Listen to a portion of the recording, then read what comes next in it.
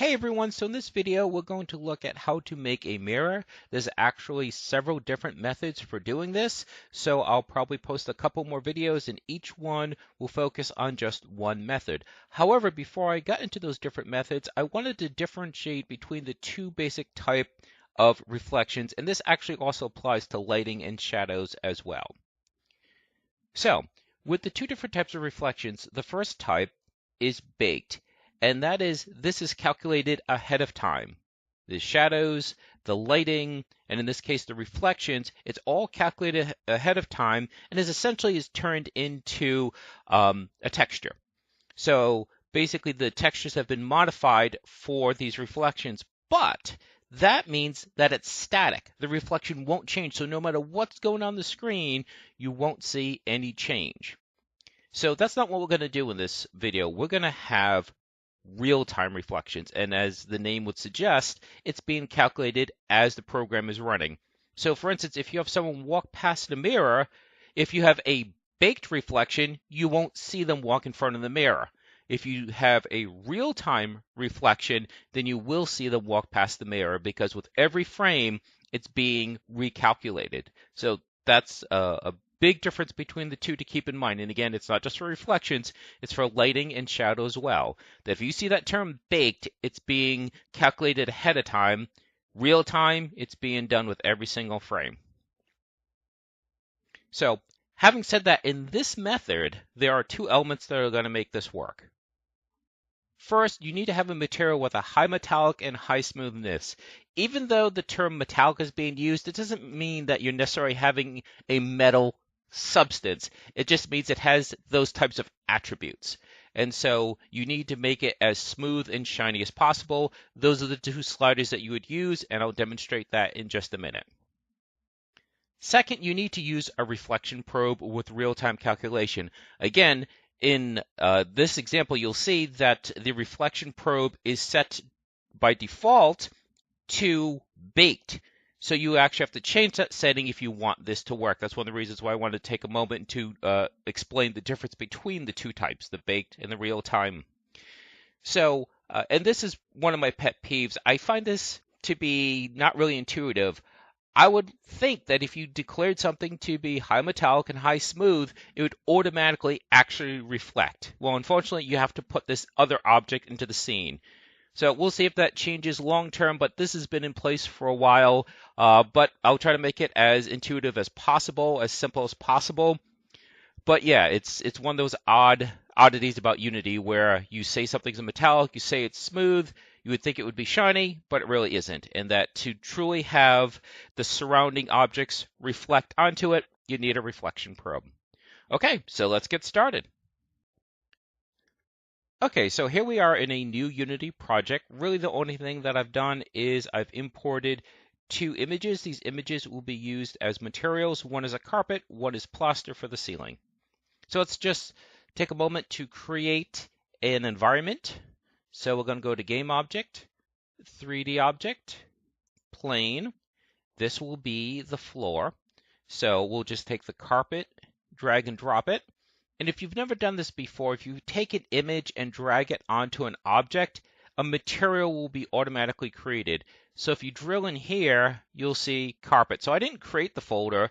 I didn't give a command to create the material per se. I simply dragged and dropped an image, and Unity made this for us. So going forward, you could just use this if, say, you had other floors with carpets as well. So now let's make a ceiling. So Game Object, 3D Object, Plane. Now we're going to rotate this one. Planes actually are one-sided. Think of it kind of like a two-way mirror in like an interrogation room or something like that. And I'm just highlighting the rotation, getting these to 0. And this one looks like it needs to be 180 to be rotated. And now we'll just push this up by grabbing the arrow for the y-axis. And again, you can't see from this direction because we're above it, but if I was to change the perspective and look up, you would see it. So let's just do that actually. I'm just rotating around with the right mouse.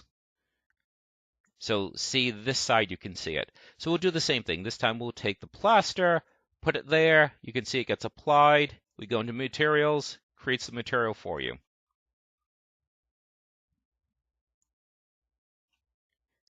So now what we're going to do is we're going to create the object that is going to have the reflective surface. So we'll put it at the far end here. So let's go to game object, and let's use another plane. I was going to use a block object. So again, we're just going to rotate this. In this case, it needs to be -90, and of course it needs to be much smaller. I mean, unless this is meant to be like, say, a dance hall or something, an area where you need a large group of people to be able to see themselves.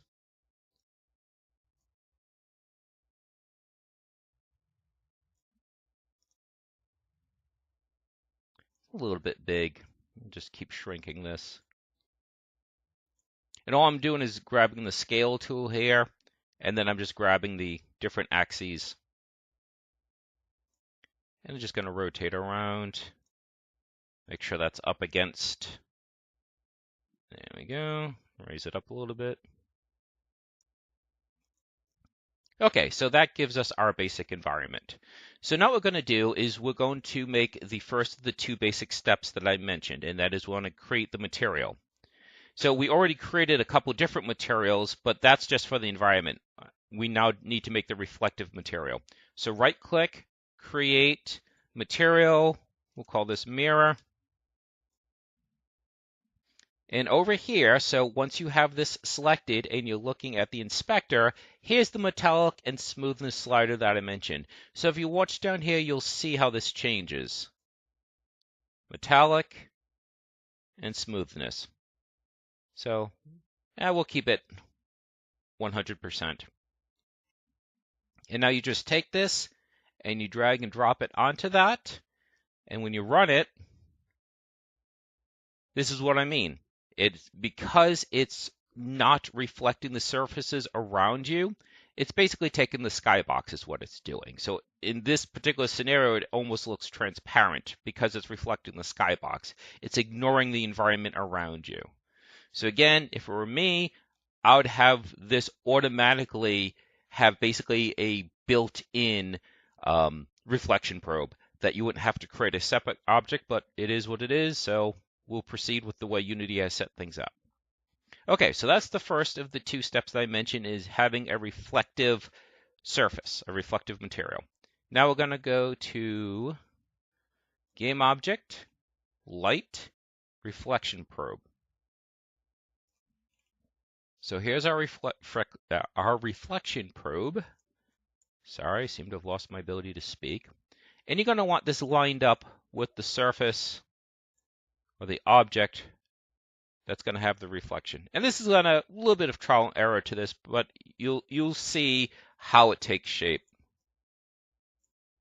So first of all, so we have our reflective probe selected. So this is what I mentioned, type, baked. So it calculate it once and then not again. Well, we don't want that. We want real time. So we choose real time.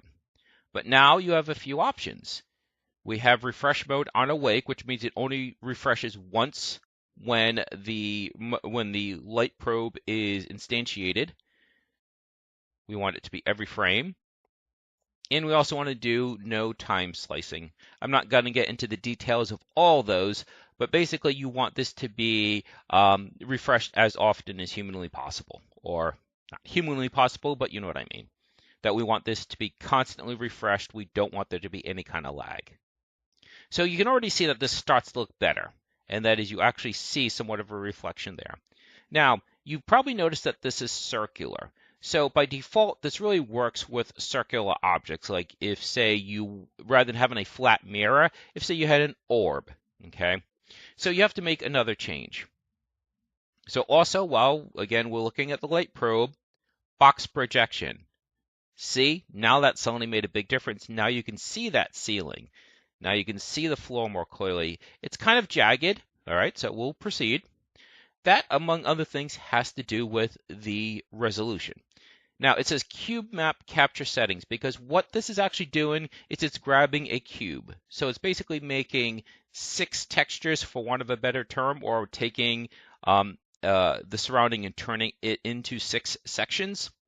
So you can always increase the resolution. Now, I should say that everything we're doing here will be more and more drain on the system, that it takes more and more resources. So obviously a baked reflection, it will look good, but won't be that intensive because it's already been calculated.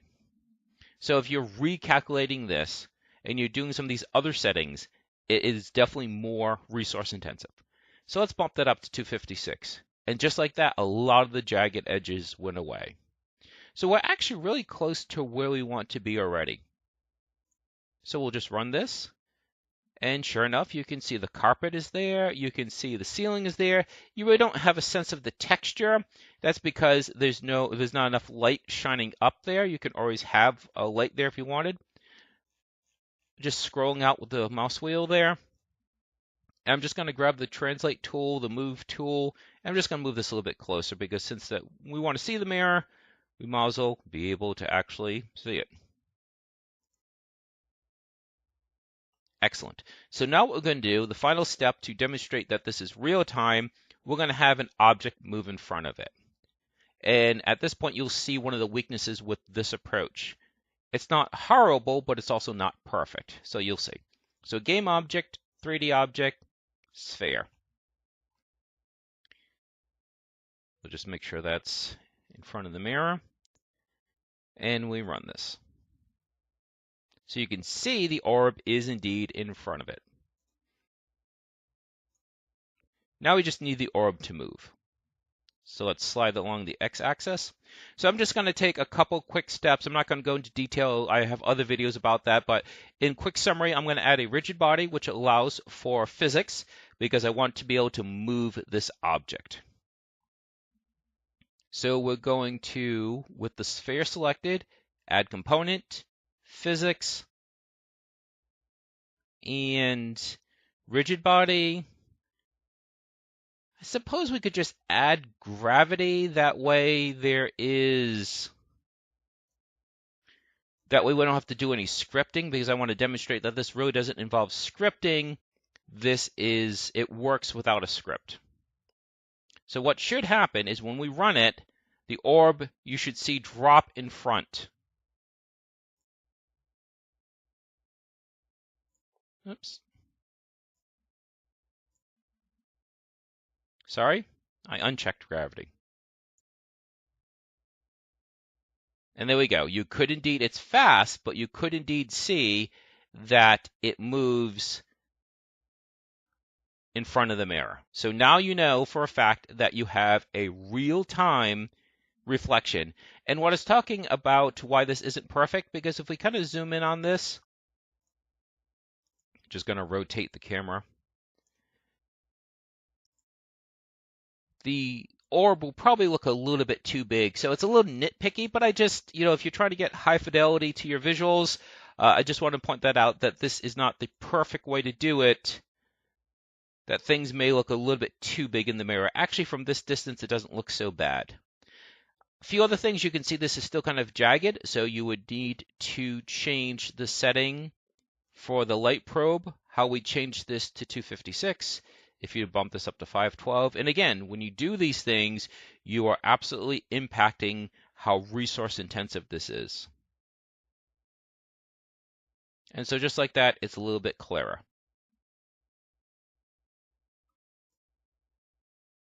Okay, I think that should about do it for this tutorial. As I mentioned, this is just one method. I can think of at least one other built-in method, and then there's some custom solutions on the asset store. I try to avoid those because the whole idea is I want you to know how to do this, and if you just get an asset, whether it's free or you have to pay for it, it kind of skips the learning step. I want you to be empowered to do this yourself. Not to mention, if you have to start buying more and more assets, it makes it harder and harder to make your project affordable.